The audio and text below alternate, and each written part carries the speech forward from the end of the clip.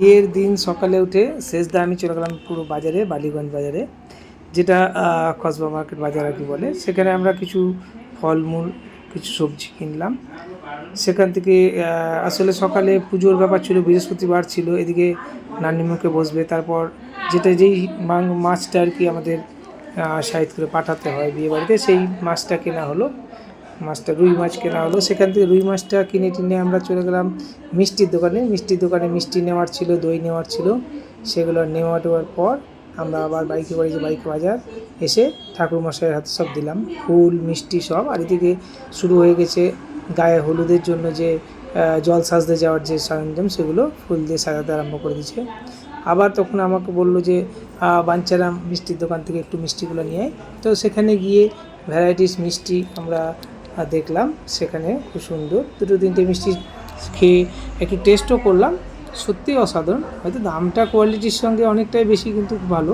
আর এদিকে এসে দেখলাম সবাই চলে এসছে, মানুদি, সবিতাদি সবাই এসছে, ওই যে সব ছবি তোলার জন্য, ভিডিও করার জন্য সব করছে।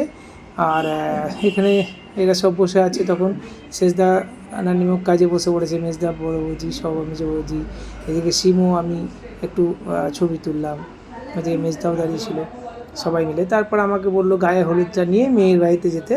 আমি তখন গাড়িটা নিয়ে মেয়ের বাড়ি চললাম, যে গায়ে হলুদ নিয়ে বাইপাস হয়ে পুরো গোলপার্ক বাইপাস হয়ে এয়ারপোর্টের কাছে বাগুইয়াটি আর কি, কৃষ্ণপুর বাগুইয়াটি, সেখানে যাচ্ছি। তো যেতে যেতে প্রচুর ট্রাফিক পেলাম। তারপরে যখন আমরা ওখানে গিয়ে নামলাম, আরও আমার সঙ্গে অনেক গাড়ি পরে গিয়েছিলো ওখানে। সেখানে তত্ত্ব আমাদের ছিল, প্রচুর তত্ত্ব, 101টা তত্ত্ব ছিল, যেটা নিয়ে যাওয়ার জন্যে এতগুলো গাড়ি নিয়ে যেতে হচ্ছে। আর আমরা তত্ত্বটা দিনের বেলায় দিয়েছিলাম এই কারণেই, রাত্রিবেলায় কে কখন যাবে আর বিয়েতে বসবে, বিয়েটা বসার ব্যাপার আছে, তখন এইটা নিয়ে ব্যস্ত হয়ে যাবে লোকে। আর এই যে ভাই নাচছে, এখানে বড় বউয়ের যে বিয়েটা করেছে সেটা খুব সুন্দর তত্ত্বগুলো।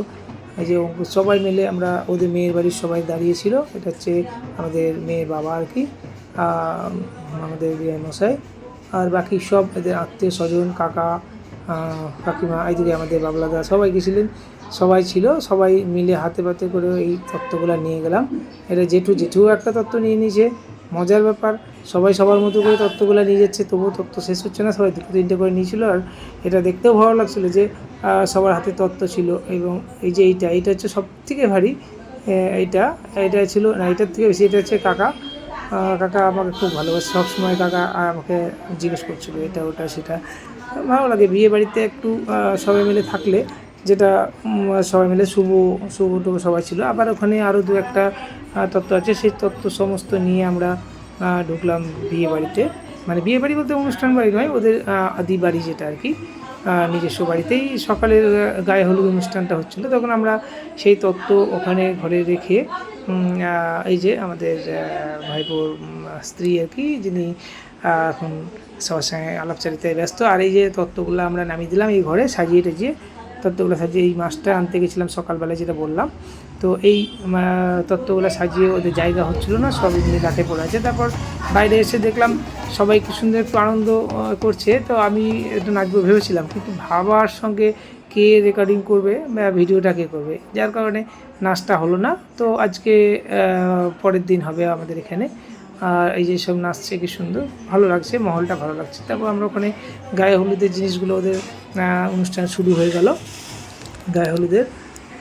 সবাই মেয়েকে রেডি করলো, একটা পদ্ম ফুলের মতো এতে সব বসানো হলো, যেটা আমাদের বাড়িতেও সিমোর ক্ষেত্রে করেছিল। আমি যেহেতু ওই দিকে চলে গেছিলাম, যার কারণে সিমোকে বা রজতকে সেটা আমি দেখতে পারিনি, জলসাজাগুলো সেগুলো পরে দিচ্ছি।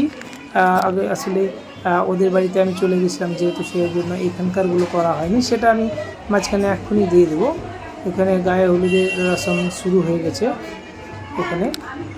তো এখানকার যে রসমটা সেটা একটু আলাদা, সবাই ঘুরে টুরে এই করে। এই যে মেয়ের মা আর কি, আমাদের বিহান মশাই, বিহান দিয়ে সে আর কি হলুদ লাগাচ্ছে। তারপর কে আমি জানি না, অত চিনি না, তবে সবাই মিলে ওই ঘটির জলটা পুরোটাই